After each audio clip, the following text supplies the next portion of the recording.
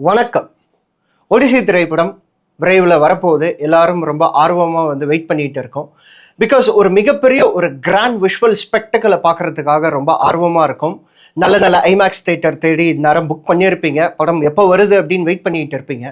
But இந்த படத்தில் என்ன பிரச்சனை அப்படின்னா அதோட கதை தான் பிரச்சனை. இந்த கதை அப்படிங்கிறது நோலனோ அவரோட ரைட்டர்ஸோ எழுதின கதை கிடையாது. வெஸ்டர்ன் ஆடியன்ஸ்க்கு ரொம்ப பரிச்சயமான மித்தாலஜிக்கல் ஸ்டோரியை பேஸ் பண்ண ஒரு கதை. வெஸ்டர்ன் ஆடியன்ஸ் தான் நோலனோட மேக்ஸிமம் ஃபேன் பேஸ் அப்படிங்கிறதுனால அவர் அந்த கதைகளில் நிறையா எலமெண்ட்ஸை, நிறையா ஈவெண்ட், அதே மாதிரி நிறையா நிகழ்வுகளை, நிறையா கேரக்டர்ஸை பெருசாக எக்ஸ்பிளைன் பண்ண மாட்டார். ஏன்னா அவங்களுக்கு ரொம்ப பரிச்சயமான கதை அப்படிங்கிறதுனால. நமக்கோ இந்த கதை அப்படிங்கிறது சுத்தமாக புரியாது. படம் பார்க்கும்போது கேரக்டர் ரெஃபரன்சஸ், சில நிகழ்வுகள்லாம் ரெஃபரன்ஸாக தான் சொல்லுவாங்க. அது நமக்கு சுத்தமாக தெரியாது, புரியாது. ஏன்னா நமக்கு ரொம்ப பரிச்சயமே இல்லாத கதை தான் இந்த ஒடிசி அப்படிங்கிறது.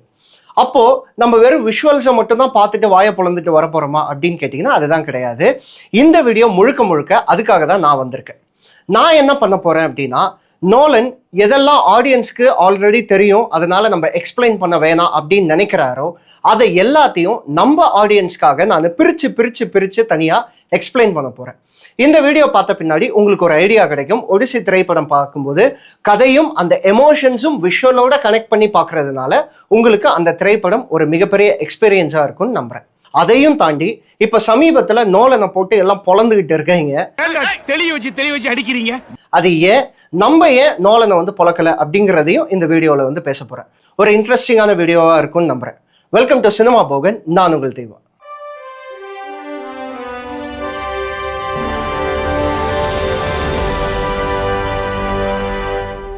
கண்டிப்பா இந்த மித்தாலஜி பத்தி நம்ம தெரிஞ்சுக்கணுமா அப்படின்னா கண்டிப்பா தெரிஞ்சுக்கணும். ஏன்னா ஸ்கிரீன்ல வெறும் விஷுவல்ஸை பார்த்து மட்டுமே நம்மளால என்ஜாய் பண்ண முடியாது. அந்த எமோஷன் கனெக்ட் ஆனாதான் நம்மளால இந்த விஷுவல்ஸோட சேர்த்து என்ஜாய் பண்ண முடியும் இல்லையா? அதுதான் இங்கேயும் நான் எக்ஸ்பிளைன் பண்ண போறேன். இப்போ எல்லாருக்குமே ஒரு கேள்வி வரும், நோலன் ஏன் அதெல்லாம் எக்ஸ்பிளைன் பண்ண மாட்டார் அப்படின்னா, இப்போ நம்ம ஊர்லயே ஒரு படம் எடுத்துப்போமே, கர்ணன். இப்போ கர்ணன் திரைப்படம் அப்படிங்கிறது மகாபாரதத்துல வர ஒரு கேரக்டர். இப்ப கர்ணன் படத்துல பாத்தீங்கன்னா கர்ணனை சுத்தி நடக்கிற கதைகள் மட்டும்தான் ஹைலைட்டா போகும். வேறஸ் மற்ற கேரக்டர்ஸ் பத்தி பெருசா எக்ஸ்பிளைன் பண்ண மாட்டாங்க. இப்ப துரியோதனன் பத்தி அவரோட வரலாறு பத்தி எல்லாம் சொல்ல மாட்டாங்க. அதே மாதிரி கிருஷ்ணர் பத்தி அவர் யாரு, அவரோட வரலாறு எல்லாம் சொல்ல மாட்டாங்க. ஏன்னா அவங்க எல்லாம் ரொம்ப பரிச்சயமானவங்க நமக்கு. அதனால கர்ணன் திரைப்படத்துல அவங்கள பத்தி பெருசா எக்ஸ்பிளைன் பண்ணலனாலும் நமக்கு அந்த கதை புரியும். இதே ஒரு வெஸ்டர்ன் ஆடியன்ஸ் கூட்டு கர்ணன் படம் பார்த்தாருன்னா அவருக்கு நிறைய கேள்விகள் வரும். இந்த கேரக்டர் யாரு, இவர் கிருஷ்ணர் அரசர் தானே, எப்படி அவர் கடவுளா மாறுறாரு, கிளைமேக்ஸ்ல பல கேள்விகள் அப்படிங்கிறது வரும். இதே கேள்விதான் நமக்கு ஒடிசி படம் பார்க்கும்போதும் வரும். இந்த கிரீக் மித்தாலஜி பத்தி நம்ம எல்லாமே தெரிஞ்சுக்கணுமா, அப்பதான் இந்த படம் நமக்கு புரியுமா அப்படின்னு கேட்டீங்கன்னா அப்படியெல்லாம் கிடையாது. சில விஷயங்களை மட்டும் நம்ம தெரிஞ்சுக்கலாம். ஸ்டார்டிங் வித் இந்த கிரீக் மித்தாலஜியில ரெண்டு விஷயம் சொல்லுவாங்க. ஒன்று மார்டல்ஸ், இன்னொன்று இம்மார்டல்ஸ். இவங்க தான் இந்த கதையை நகர்த்தி கொண்டு போவாங்க. இந்த மார்டல்ஸ் அப்படிங்கிறவங்க யாரு அப்படின்னா, நம்மள மாதிரி சாதாரண மனுஷங்க. நமக்கு பிறப்பு இருக்கும், இறப்பு இருக்கும். That includes Kings and queens as well. Whereas இந்த இம்மார்டல்ஸ் அப்படிங்கிறவங்க யாரு அப்படின்னா, இவங்கெல்லாம் நம்மள மாதிரியே தான் இருப்பாங்க. பட் அவங்க எல்லாம் கடவுள். இவங்க குறிப்பா எங்க இருப்பாங்க அப்படின்னா, மவுண்ட் ஒலிம்பஸ் அப்படின்னு சொல்லப்படுற இந்த மித்தாலஜியில சொல்லப்படுற ஒரு மிகப்பெரிய மலை. அந்த மலையில இந்த கடவுள் எல்லாருமே இருப்பாங்க. அதே மாதிரி கடவுள் அப்படின்னு சொன்னதுக்காட்டியும் இவங்க எல்லாருமே ரொம்ப புனிதமானவங்க அப்படின்ற மாதிரி எல்லாம் கிடையாது. எல்லா கடவுளுக்குள்ளேயும் ஒரு வெஞ்சன்ஸ் இருக்கும், ஒரு கோபம் இருக்கும். கடவுளுக்கு ஒரு டெஃபினிஷன் இருக்கும்ல, அந்த டெஃபினிஷன்ல எல்லா கடவுளுமே இருக்க மாட்டாங்க. ஸோ இப்போ இந்த எல்லா கடவுள் பத்தியும் நீ சொல்ல போறியா அப்படின்னு கேட்டீங்கன்னா கிடையாது. இந்த கதையில குறிப்பிட்ட ஒரு 3-4 கடவுளோட ரெஃபரன்ஸ் அப்படிங்கிறது வரும். Starting with Zeus. இந்த ஜியோஸ் யாருன்னா, இவரு தான் கடவுளுக்கெல்லாம் முதன்மையான கடவுள் அப்படின்ற மாதிரி இந்த மித்தாலஜியில சொல்லுவாங்க. அண்ட் இவரு தான் இடி அண்ட் மின்னலோட கடவுள் அப்படின்ற மாதிரியும் சொல்லுவாங்க. அடுத்தபடியா யாரு சொல்லுவாங்க அப்படின்னா பொசைடன். பொசைடன் அப்படிங்கிறவரு இவர் கடலுக்கான கடவுள். இந்த பேரை ஞாபகம் வச்சுக்கோங்க. கடல் சார்ந்து இருக்கிற கடவுள் தான் பொசைடன். அதே மாதிரி இன்னொரு கடவுள் பெயர் அத்தீனா. இந்த அத்தீனா கடவுள் யாரு அப்படின்னா, அறிவுக்கும் போருக்குமான கடவுள். இந்த கடவுளும் முக்கியமான பார்ட்டா இந்த கதையில இருக்கும் அப்படின்ற மாதிரி எதிர்பார்க்கப்படுது. அதுக்கப்புறம் ஹெர்மெஸ் அப்படிங்கிற ஒரு கடவுள். இவர் கடவுளை தாண்டி இவர் கடவுளுக்கான மெசஞ்சர். ஒரு கடவுளுக்கும் இன்னொரு கடவுளுக்கும் தகவல் பரிமாற்றம் பண்ணக்கூடிய ஒருத்தரா இருப்பாரு. அதுக்கு அடுத்தபடியா கேலிப்சோன்னு ஒரு கடவுள். இந்த பேர் எங்கேயோ கேள்விப்பட்ட மாதிரியே இருக்குல்ல. பைரட்ஸ் ஆஃப் த கரீபியன்ல கேலிப்சோன்னு ஒரு பேர் வரும்ல, அந்த பேரை தான் இது. இந்த கேலிப்சோன்ற கடவுள் யார் அப்படின்னு கேட்டிங்கன்னா, இவங்களும் அந்த மவுண்ட் ஒலிம்பஸ்ல இருந்த ஒரு கடவுள் தான். அதுக்கப்புறம் அங்க இருந்த கடவுள்களோட ஒரு சின்ன மனஸ்தாபம் ஏற்பட்டதுனால இவங்க ஒரு தனியான தீவுல வந்து இருக்காங்க. இவங்க எல்லாருமே இந்த கதையில வர்றதுக்கான நிறைய சாத்தியக்கூறுகள் அப்படிங்கிறது வந்து இருக்கு. இந்த ஒடிசி படம் அதோட கோர் கதை இருக்கு இல்லையா, அந்த கோர் கதைக்கு முன்னாடி ஒரு முக்கியமான நிகழ்வு வரும். அந்த நிகழ்வு வந்து ஒரு போர். அந்த போர் அடிக்கடி இந்த படத்துல காட்சிப்படுத்துற மாதிரி இருக்கும். ஆனா அந்த போர் பத்தி பெருசா நோலன் வந்து எக்ஸ்பிளைன் பண்ண மாட்டாரு. ஏன்னா இது வெஸ்டர்ன் ஆடியன்ஸ்க்கு ரொம்ப பரிச்சயமான ஒரு கதை அண்ட் போர், நம்ம ஊர் ஆடியன்ஸ்க்கு பெருசா தெரியாது. ஸோ அந்த போர் நமக்கு புரிஞ்சாதான் இந்த ஒடிசிஸ் படம் நம்மளால ஓரளவுக்கு ரிலேட் பண்ணிக்க முடியும். அந்த போர் பத்தி ஷார்ட் அண்ட் ஸ்வீட்டா நான் சொல்றேன். கிரீஸ்ல ஹெலன் அப்படிங்கிற ஒரு குவீன் வந்து இருக்காங்க. பேரலலி ட்ராய் அப்படிங்கிற ஒரு சிட்டியில ஒரு இளவரசன் வந்து இருக்கான். இந்த இளவரசன் கிரீஸ்க்கு வரும்போது அந்த ஹெலனோட அழகுல மயங்கி அந்த ஹெலனை என்ன பண்றான்னா கடத்திட்டு போயிடுறான். எங்க கடத்திட்டு போறான்? சிட்டி ஆஃப் ட்ராய், அவனோட ராஜ்யத்துக்கு வந்து கடத்திட்டு போயிடுறான். இப்ப கிரீஸோட மன்னர் என்ன பண்றாருன்னா, அவரும் அவரோட படைகளும் அந்த கிரீஸ்ல இருக்க சிற்றரசர்கள் எல்லாரையும் சேர்த்து கூட்டிக்கிட்டு போய் அந்த கோட்டையை வந்து தகர்க்க பார்க்கறான். ஆனா அந்த கோட்டை வந்து உடையவே மாட்டேங்குது. ஏன்னா கடவுளோட ஆசீர்வாதத்தால உருவாக்கப்பட்ட அந்த கோட்டை. இப்படி இருக்கும்போது கிட்டத்தட்ட 10 வருஷம் அந்த போர் நடக்குது. அந்த கோட்டையை தகர்க்கவே முடியல. இப்போதான் நம்ம ஹீரோவோட என்ட்ரி. அவரோட பெயர் ஒடிசியஸ். ஒடிசியஸ் யாருன்னா, கிரீஸ்ல இத்தாக்கான்னு ஒரு நகரம் இருக்கு. அந்த நகரத்தோட அரசர், ஒரு சிற்றரசர் அப்படின்ற மாதிரி வந்து வச்சுக்கோங்களேன். ஸோ இந்த ஒடிசியஸ்க்கு வந்து பெனலோப் அப்படிங்கிற ஒரு மனைவி இருக்காங்க. அதே மாதிரி இந்த போருக்கு கிளம்பி வரும்போது தான் அவருக்கு ஒரு ஆண் குழந்தை அப்படிங்கிறது வந்து பிறக்குது. கிட்டத்தட்ட அவரு அந்த குழந்தைய அப்படியே விட்டுட்டு தான் இந்த போருக்கு வந்து வந்திருக்காரு. இதை வந்து மைண்ட்ல வச்சுக்கோங்க. இப்போ இந்த ஒடிசியஸ் வந்து என்ன ஐடியா கொடுக்குறாரு அப்படின்னா, இன்னும் 15 வருஷம் ஆனாலும் இந்த கோட்டையை வந்து தகர்க்க முடியாது. அதனால நான் ஒரு ஐடியா கொடுக்குறேன். ஒரு மிகப்பெரிய மர குதிரையை செஞ்சு நானும் நம்ம ஆட்களும் உள்ள பதுங்கிக்கிறோம்.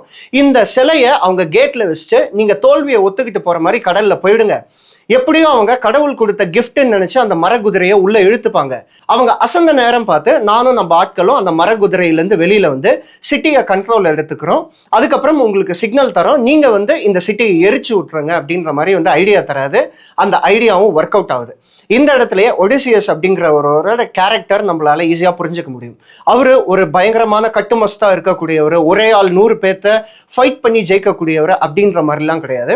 ஒடிசியஸ் பொறுத்தவரை அஃப்கோர்ஸ் அவருக்கு பிசிக்கல் ஸ்ட்ரென்த் அப்படிங்கிறது இருக்கும். அதை தாண்டி அவரோட மிகப்பெரிய பலம் அப்படிங்கிறது அவரோட மைண்ட் கேம்ஸ். அவர் ரொம்ப ரொம்ப இன்டெலிஜென்ட் ஆனவர், அதே மாதிரி ரொம்ப ரொம்ப கன்னிங் ஆனவரும் கூட. அதே மாதிரி ஒடிசியஸ்க்கு இன்னொரு முக்கியமான ஸ்பெஷல் பவர் இருக்கு. அது என்னன்னா, நல்லா தான் மேம் பேசணும், அப்படியே வாழைப்பழம் மாதிரி பேசுவாங்க மேம். பேசுறத பார்த்தா எப்படியா பட்டவங்கள தான் உயிர்ந்துருவாங்க. ஸோ அந்த மாதிரி ஒரு வாய்ஜாலம் கொண்டவர் தான் வந்து ஒடிசியஸ். ஸோ இந்த போரெல்லாம் முடிஞ்சிருச்சு, அப்பா வீட்டுக்கு போகலாம் அப்படின்னு கிளம்பி போறாங்க. கிளம்பி போகும்போது இந்த ஒடிசியஸும் அவரோட ஆட்களும் என்ன பண்றாங்க அப்படின்னா, ஒரு தீவுல சாப்பிட்டுட்டு ரெஸ்ட் எடுத்துட்டு போகலாம் அப்படின்ற மாதிரி வந்து போறாங்க. அந்த தீவை யார் ஆள்றா அப்படின்னா, சைக்ளோப்ஸ் அப்படிங்கிற ஒரு ஒத்தக்கண்ணு மான்ஸ்டர். இந்த சைக்ளோப்ஸ் அப்படிங்கிறவன் ஒரு கேனிபல், விச் இஸ் மனிதர்களை வேட்டையாடி சாப்பிடக்கூடிய ஒருத்தன். இவன் என்ன பண்றான்னா, ஒடிசியஸோட ஆட்கள் எல்லாம் வேட்டையாடி சாப்பிட்டுக்கிட்டு இருக்கான். இப்போ ஒடிசியஸ் அவர்கிட்ட வந்து ஃபைட் பண்ணி ஜெயிக்க முடியாது. அதனால ஆஸ் யூஷுவல் நான் சொன்னேன் இல்லையா, அவர் கொஞ்சம் பேச்சு திறமை கொண்டவர். பேசியே அந்த மான்ஸ்டர் வந்து மயக்கி ஒரு ஒயினை வந்து குடிக்க வைக்கிறான். அந்த ஒயினை குடிச்சு அந்த சைக்ளோப்ஸ்ன்றவன் மட்டையாகிடுறான். இப்போ இருந்த ஒரு கண்ணையும் புடுங்கி விட்டுறாப்புல ஒடிசியஸ். புடுங்கி விட்டு சும்மா போலாம் இல்லையா, அவரும் அவரோட ஆட்களும் கப்பல்ல ஏறின பின்னாடி சைக்ளோப்ஸ் வந்து ஓடி வரான் கரைக்கு. கம்முன்னு போகாம இந்த ஒடிசியஸ் என்ன பண்றாப்புல அப்படின்னா, அந்த சைக்ளோப்ஸ் கேட்கிற மாதிரி கத்துறாரு. உன் கண்ணை யாரு டேமேஜ் பண்ணதுன்னு யாராவது கேட்டா, ஒடிசியஸ் இத்தாக்காவோட அரசன் அப்படின்ட்டு ஐபிஎஸ் விஜயகுமார் மொமெண்ட்ல வந்து சொல்லிட்டு போயிடுறாப்புல. வந்து தேடாத, அட்ரஸ் எழுதிக்க. அவனே ஆளை குட்டி வர்றேங்கிறான், அவன்கிட்ட போய் அட்ரஸ் தர்றேங்கிறான் பார். இப்பதான் ஒரு மிகப்பெரிய ட்விஸ்ட் வந்து ரிவீல் ஆகுது. அது என்னன்னா, இந்த ஒத்தக்கண்ணு மான்ஸ்டர் பொசைடனோட மகன். ஆல்ரெடி நான் சொல்லியிருந்தேன் இல்லையா, பொசைடன். இப்போ பொசைடனுக்கு விஷயம் தெரிஞ்சது, ஏன்டா என் மகனோட கண்ணேவே நோன்றியா அப்படின்ட்டு கோவப்பட்டு உனக்கு சாவுக்கு மேல ஒரு தண்டனை கொடுக்குறேன்னு அப்படின்னு அதே அப்பா கேரக்டர் மாதிரி இவர் என்ன பண்றாப்புல அப்படின்னா, நீ அவ்வளோ ஈஸியா உன்னோட நாட்டுக்கு வந்து போய் சேர்ந்துட முடியாது, நீ நிறைய விஷயங்களை இழந்து இந்த கடல்லையே நீ வந்து செத்து போயிடுவ அப்படின்ற மாதிரி ஒரு சாபம் வந்து கொடுக்குறாரு. அதே மாதிரி பொசைடன் கண்ட்ரோல்ல பார்த்தீங்கன்னா நிறைய மான்ஸ்டர்ஸ் வந்து இருக்கு. பொசைடன் நினைச்சா நிறைய மிகப்பெரிய ராட்சத அலைகள் வந்து உருவாக்க முடியும். அதே மாதிரி மிகப்பெரிய சுழற்சிகள் வந்து உருவாக்க முடியும். இந்த சாபத்தினால ஒடிசியஸ் கிட்டத்தட்ட 10 வருஷம் கடல்லையே அவரோட வாழ்க்கையை வந்து கழிக்கிறாரு. அவரோட ராஜ்யத்துக்கு போய் சேரவே இல்லை. பேரலா இதே 10 வருஷம் அவரோட அந்த அரசாங்கத்துல என்ன நடக்கும் அப்படின்னா, பெனிலோப்பை அடுத்த கட்ட மந்திரிகள்லாம் இருப்பாங்கல்ல, அவங்கெல்லாம் வந்து டார்ச்சர் பண்ணிக்கிட்டு இருக்காங்க. பெனிலோப்பை கல்யாணம் பண்ணாதான் அந்த அரசாங்கத்தை அவங்களால கைப்பற்ற முடியும் அப்படின்ட்டு. அதுக்கு பெனிலோப் வந்து ஒத்துக்க மாட்டாங்க. என்னோட கணவர் திரும்ப வருவாரு, அவர் உயிரோட இருக்காரு அப்படின்ட்டு போராடுவாங்க. பட் எல்லாருமே சேர்ந்து டார்ச்சர் கொடுத்துட்டே இருப்பாங்க. பேரலா அவனோட பையன் கிட்டத்தட்ட 20 வருஷம் ஆச்சு இல்லையா, அவரோட பையனும் வந்து வளர்ந்துருவான். இப்போ அந்த பையன் என்ன பண்ணுவான்னா அப்பாவை தேடி வந்து போவான். ஸோ ஒடிசியஸ் கதை பெருசா எதை நோக்கி இருக்கும் அப்படின்னா, இப்ப நான் சொல்ல ஈவெண்ட்ஸ் எல்லாம் பெருசா வந்து காட்ட மாட்டாங்க. மேக்சிமம் இவரோட கடல் பயணம், அந்த 10 வருஷம் இருக்கு இல்லையா, அந்த பயணம், அதே மாதிரி அவரோட மனைவி இத்தாக்கால எவ்வளவு தூரம் போராடிக்கிட்டு இருக்காங்க, எக்காரணத்தை கொண்டும் அந்த அரசாங்கம் அவங்க கையை விட்டு போயிடக்கூடாது அப்படின்ற மாதிரி பேரலா அவரோட பையன் அவங்க அப்பாவை தேடி வர்றான். இதை பேஸ் பண்ணி தான் இந்த ஒடிசியஸ் திரைப்படம் வந்து மேக்ஸிமம் இருக்க போகுது. இப்போ உங்களுக்கு எல்லாருக்கும் ஒரு கன்ஃபியூஷன் வரும், என்னடா இத்தனை பேர் சொல்கிறேன், இத்தனை ஈவெண்ட்ஸ் வந்து சொல்கிறேன், இதெல்லாம் எப்படா நான் ஞாபகம் வச்சுக்கிறது அப்படின்னு நீங்கள் கேட்டிங்கன்னா உங்களுக்கு ஒரு ஹிண்ட் மாதிரி தரேன் அப்படின்னு வச்சுக்கோங்களேன். இந்த படத்தில் ஒடிசியஸ் அந்த பிரைமரி கேரக்டர் யார் ப்ளே பண்ண போகிறா அப்படின்னா, நம்ம ஜேசன் பாண்ட், மேட் டேமன் தான் ப்ளே பண்ண போகிறாரு. அவரோட ஒய்ஃப் பெனலோப்பா யார் ப்ளே பண்ண போகிறா அப்படின்னா, கேட் வுமன் ஆனா ஹாத்வே தான் வந்து ப்ளே பண்ண போகிறாங்க.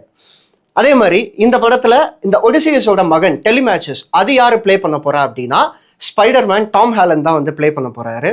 அத்தினான்னு ஒரு கடவுள் சொன்னேன் இல்லையா, அந்த அத்தினா கடவுள் இந்த கதையில ஒரு மிகப்பெரிய பிரைமரி பார்ட்டா இருப்பாங்க. ஸ்பாய்லர் ரீசனால அது என்ன கேரக்டர் அப்படிங்கிறத நான் சொல்ல மாட்டேன். அவங்க ஒரு கடவுள் அப்படின்ற மாதிரி வந்து மைண்ட்ல வச்சுக்கோங்க. இப்போ அந்த அத்தினா கடவுள் வந்து யாரு ப்ளே பண்ண போறா அப்படின்னா, ஸ்பைடர்மேன்ல டாம் ஹாலண்டுக்கு யாரு கேர்ள் ஃப்ரெண்டா வருவா, செண்டாயா, அவங்க தான் வந்து அந்த அத்தினா கடவுளை வந்து ப்ளே பண்ண போறாங்க. பெனிலோப்பை ஃபோர்ஸ் பண்ணி என்னை கல்யாணம் பண்ணிக்கோ, இந்த ராஜ்யத்தை நான் வழி நடத்துறேன் அப்படின்ற மாதிரி ஃபோர்ஸ் பண்றாங்கன்னு சொன்னால நிறைய பேர். அதுல பிரைமரியா ஆண்டனியஸ்னு ஒரு நெகட்டிவ் கேரக்டர். அந்த ஆண்டனியஸ் நெகட்டிவ் கேரக்டர் யாரு ப்ளே பண்றா அப்படின்னா, நம்ம பேட்மேன் ராபர்ட் பேட்டின்சன். ஸோ இந்த மாதிரி மார்வல் டிசின்னு நம்ம பார்த்து ரசிச்ச அத்தனை நட்சத்திரங்களும் இந்த திரைப்படத்துல வந்து நடிக்கிறாங்க. ஸோ அதனால அந்த பெயர்கள்லாம் நம்ம ஈஸியா வந்து ஞாபகம் வச்சுக்க முடியும். இப்போ இந்த மித்தாலஜிக்கல் ஸ்டோரியை நோலன் எப்படி ஹேண்டில் பண்ண போறாரு அப்படிங்கிறது தான் எல்லாரோட மிகப்பெரிய எதிர்பார்ப்பா வந்து இருக்கு. ஏன்னா அவரோட ஃபிலிமோகிராஃபி எல்லாத்தையும் எடுத்து பார்த்தீங்கன்னா அவரோட படங்கள் எல்லாமே மேஜிக் இருக்கும், ஃபேண்டசி இருக்கும், நம்ம கற்பனைக்கும் எதிர்பார்க்காத விஷயங்கள் நிறைய இருக்கும். ஆனா அது எல்லாத்தையும் ஃபேண்டசியா காட்டாம அதுக்கு பின்னாடி ஏதோ ஒரு லாஜிக் அப்படிங்கிறத பிளேஸ் பண்ணிட்டே வருவார். அது சயின்ஸ் ஃபிக்ஷன் தான், பட் அதுலேயும் லாஜிக், ட்ரிக் அண்ட் சயின்ஸ் அப்படிங்கிறத அப்ளை பண்ணிட்டே வருவார். நீங்கள் இன்செப்ஷன் படத்தில் ஒருத்தனோட கனவுல போய் ஏதாவது பண்ண முடியுமா அப்படின்னு கேட்டிங்கன்னா, அது ஃபேண்டசியா மேஜிக்கா எப்படி வேணாலும் பண்ணலாம். பட் அது பின்னாடியும் ஒரு டிவைஸ் இருக்கு, அந்த டிவைஸின் மூலமா ஒருத்தரோட கனவை வந்து உள்ள போய் மேனிப்புலேட் பண்ண முடியும் அப்படிங்கிற அந்த சயின்ஸ் ஃபிக்ஷன் வந்து உள்ள கொண்டு வராரு இல்லையா, அதுதான் நோலனோட ஸ்டைல். இப்போ இந்த மித்தாலஜி ஸ்டோரியும் அந்த மாதிரி தான் ஹேண்டில் பண்ணுவாரோ அப்படிங்கிற ஒரு மிகப்பெரிய கேள்வியும் இருக்கு. ஏன்னா பிரஸ்டீஜ் படத்துல ரொம்ப ஆணித்தனமா ஒரு சொன்ன விஷயம் என்னன்னா, மேஜிக் அப்படிங்கிற ஒரு விஷயமே கிடையாது, எல்லாத்துக்கு பின்னாடியும் ட்ரிக் அண்ட் லாஜிக்ஸ் அப்படிங்கிறது தான் இருக்கு அப்படிங்கிறது தான் பிரஸ்டீஜ் படத்துல அவர் சொன்ன விஷயமே.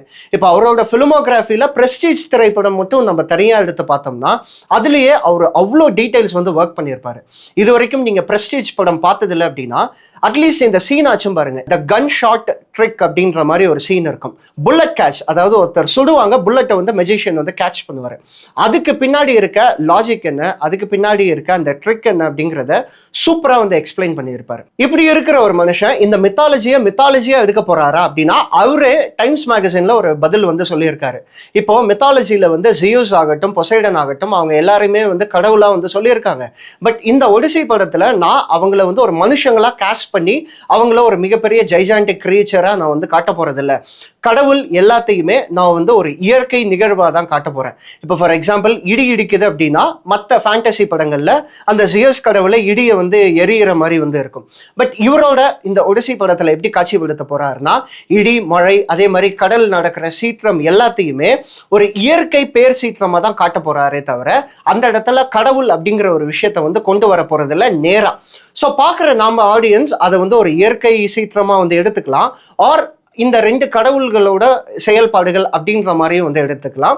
ஸோ இப்படி தான் ஒடிசி திரைப்படம் இருக்கும் அப்படிங்கிறது என்னால் வந்து சொல்ல முடியும். இப்போ இந்த கதையில் நிறைய மேஜிக் பிளேஸ் அப்படிங்கிறது வந்து நடக்கும், நிறைய கண்கட்டு வித்தைகள் அப்படிங்கிறது வந்து ஒரிஜினல் கதைகளில் வந்து நடக்கும். என்னன்னா இதில் கேலிப்சோன்ற ஒரு கேரக்டர் இருக்கும். அந்த கேரக்டர் என்ன பண்ணுவோம் அப்படின்னா, ஒடிசியஸ் மேலே காதல் ஏற்பட்டதுனால ஒடிசியஸ் அவர் கூடயே இருக்கணும் அப்படிங்கிறதுக்காக இந்த கேலிப்சோ என்ன பண்ணும்னா அவரோட ஆட்களை பன்றிகளை வந்து மாத்திரும். அப்பதான் ஒடிசியஸ் அவங்க கூடயே இருப்பாங்க அப்படின்ட்டு. இப்போ இதை எப்படி லாஜிக்கா காட்ட போறாரு அப்படிங்கிற ஒரு மிகப்பெரிய கேள்வியும் வந்து இருக்கு. ஒருவேளை பன்றிகளா காட்ட போறாரா, இல்ல ஒரு ட்ரக் சாப்பிட்டதுனால அந்த வாரியர்ஸ் ஆர் சோல்ஜர்ஸ் எல்லாருமே ஒரு மிருகத்தனமா வந்து நடந்துக்கிறாங்க அப்படின்ற மாதிரி வந்து காட்ட போறாரு. இந்த மாதிரி பல கேள்விகள் வந்து சுத்தி இருக்கு. இதுல பாசிட்டிவ்ஸ் அண்ட் நெகட்டிவ்ஸ் வந்து நம்மளால சொல்ல முடியும்.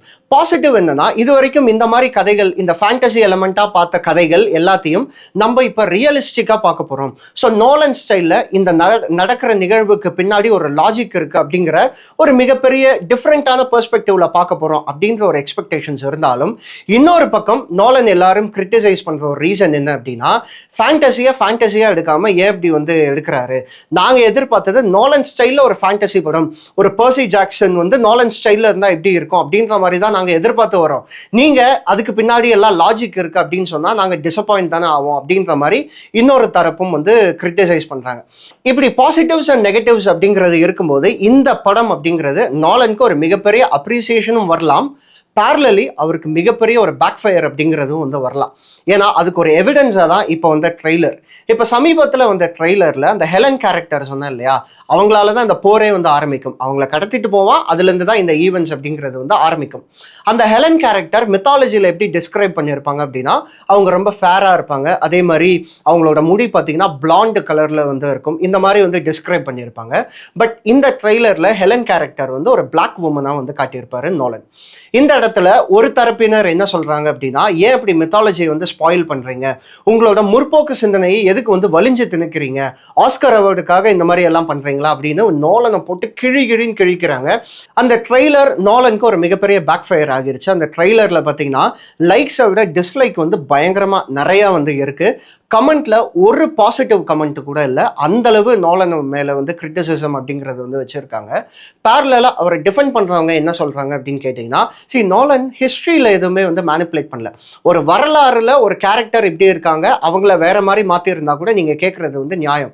மித்தாலஜியில அவர் ஒரு சின்ன சேஞ்சஸ் வந்து பண்ணியிருக்காரு ஒரு டிஃப்ரெண்டான எக்ஸ்பீரியன்ஸ்க்காக. இதெல்லாம் எதுக்கு நீங்க இவ்வளவு தூரம் கிரிட்டிசைஸ் பண்றீங்க அப்படின்ற மாதிரி அவரை டிஃபெண்ட் பண்றவங்களும் வந்து கேட்கறாங்க. ஆனாலும் அவர் மேல வச்ச இந்த கிரிட்டிசிசம் அப்படிங்கிறது நாளாக ரொம்ப அதிகமாயிட்டே வருது. ஏன் நம்ம தமிழ் யூடியூப் கிரியேட்டர்ஸ் பல பேர் நோலன் போட்டு வச்சு செஞ்சுக்கிட்டு இருக்காங்க. இப்போ உன்னோட ஸ்டாண்ட் என்ன, நீ என்ன டிஃபெண்ட் பண்ண போறியா இல்ல அவரை போட்டு அடிக்க போறியா அப்படின்னு கேட்டீங்கன்னா, இப்போ என்னால எந்த ஒரு டெசிஷன் அப்படிங்கிறதும் வந்து எடுக்க முடியாது. ஏன்னா ஒரு ஃப்ரேம் மட்டும் வச்சுட்டு அவர் இப்படியெல்லாம் எடுக்கிறது தப்பு ஆர் அவர் இப்படியெல்லாம் எடுக்கிறது சரி அப்படின்ற மாதிரி வந்து சொல்ல முடியாது. உங்க பொழப்புக்கு எடுக்க மாட்டேன், பொழைச்சு போங்க. படம் வரட்டும், படம் பார்ப்போம். படம் பார்த்து அதுல அந்த ஹெலன் கேரக்டரை ஜஸ்டிஃபை பண்ணிட்டாரு அப்படின்னா அதுக்கப்புறம் பேச்சே கிடையாது, அதுல எந்த ஒரு டிபேட்டே கிடையாது. ஏன்னா இதே மாதிரி தான் ஹீத் லெட்ஜரை வந்து ஜோக்கர் கேரக்டருக்கு காஸ்ட் பண்ணும்போது எல்லாரும் போட்டு நோலனை அடின்னு அடிச்சாங்க. அதாவது அவரை திட்டாத ஆளே கிடையாது. அப்போ ஹீத் லெட்ஜரை போய் ஜோக்கரா போடுறீங்களே அப்படின்ட்டு. பட் இன்னைக்கு ஹிஸ்டரி எடுத்து பாருங்க, பெஸ்ட் ஜோக்கர் அப்படின்னு நம்ம போட்டோம்னா ஹீத் லெட்ஜர் தான். இப்போ கூட நான் நோலனை வந்து டிஃபெண்ட் பண்ணல, இந்த மாதிரி ஆல்ரெடி ஒரு சம்பவம் நடந்திருக்கு. ஸோ படம் வரட்டும், வெயிட் பண்ணுவோம், அமைதி காக்கவும், பக்தர்கள் அமைதி காக்கவும் அப்படின்ற மாதிரி ஒரு டெம்ப்ளேட் இருக்கும்ல, அந்த மாதிரி தான் நானும் வந்து வெயிட் பண்ணுறேன்.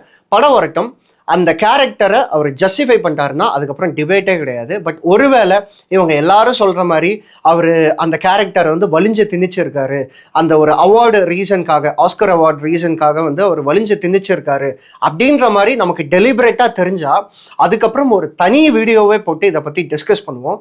நீங்கள் என்ன நினைக்கிறீங்க? இந்த ஒடிசி திரைப்படத்துக்கு நீங்கள் எவ்வளோ வெயிட் பண்ணுறீங்க? அதே மாதிரி இப்போ நடக்கிற இந்த கான்ட்ரவர்சி பற்றி உங்களோட ஒப்பீனியன் என்ன அப்படிங்கிற எல்லாத்தையும் வந்து கமெண்ட்டில் சொல்லுங்கள். பட் இது எல்லாத்தையும் தாண்டி கண்டிப்பாக ஒடிசி திரைப்படம் ஒரு கிராண்ட் விஷுவலோட நம்ம என்ஜாய் பண்ணக்கூடிய ஒரு மிகப்பெரிய மேசிவான திரைப்படமாக இருக்கும் அப்படிங்கிறது என்னோட நம்பிக்கை. பார்ப்போம், திரைப்படம் வரும்போதும் வந்து பார்ப்போம். நீங்கள் என்ன நினைக்கிறீங்க?